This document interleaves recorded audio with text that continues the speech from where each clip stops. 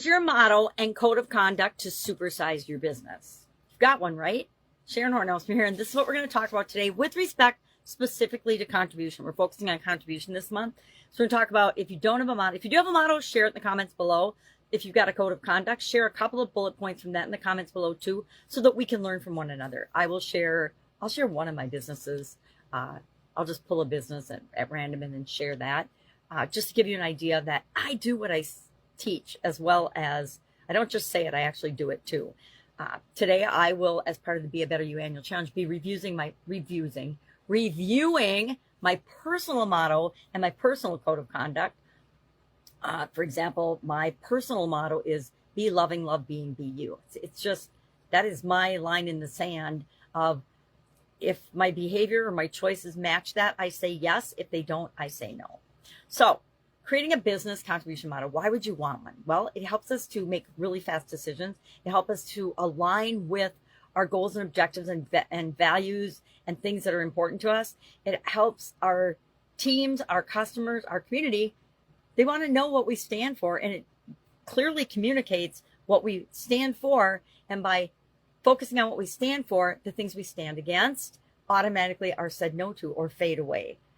So I'll share a 4-step process for creating your own motto, and then we'll talk about a 3-step process for creating your code of conduct.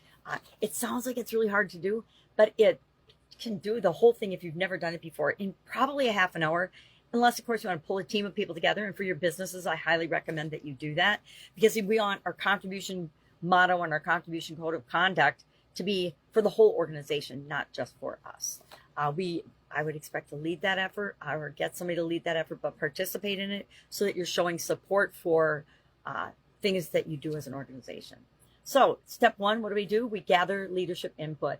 We reflect on and ask, what does our brand stand for? What do our products and services do, and who do they serve, and what does it stand for with respect to social issues, environmental issues, culture?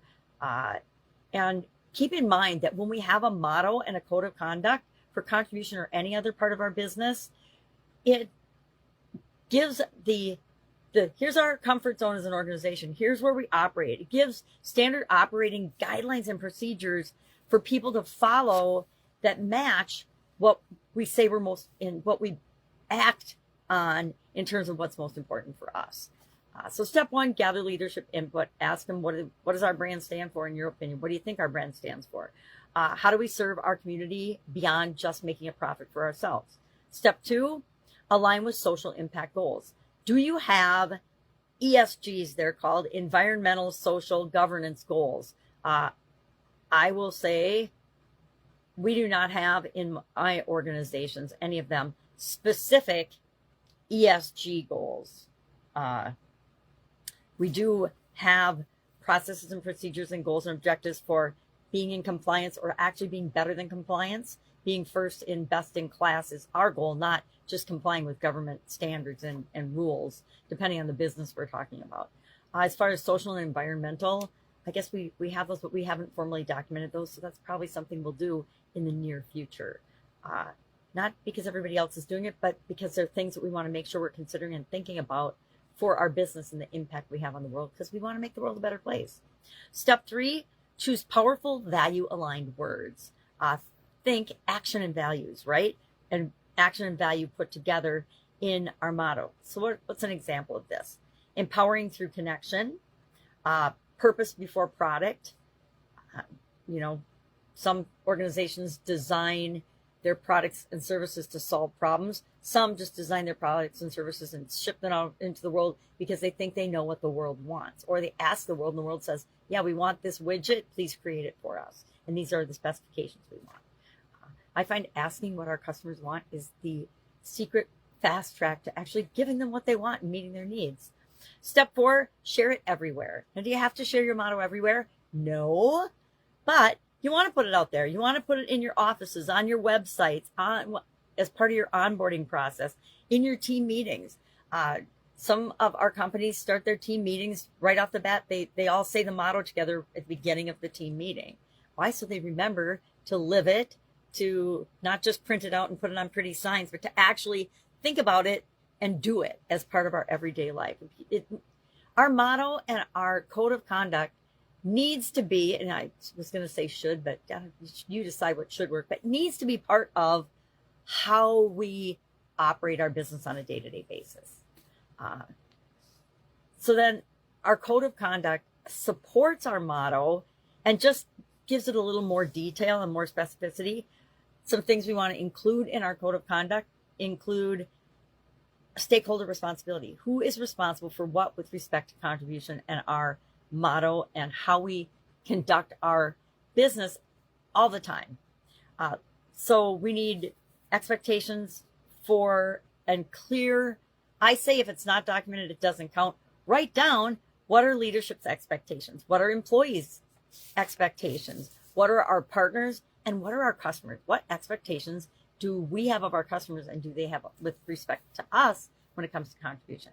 Secondly, we're going to align with our ethical standards, including anti-discrimination, sustainability, transparency, giving policies. And I would say, I don't know why I didn't write it before, ethics, morals, values, code of conduct should say, this is how we behave in each of these groups. Guess what? It should be consistent across those groups for the most part, right? We want to do business with people that are like-minded, meaning our customers.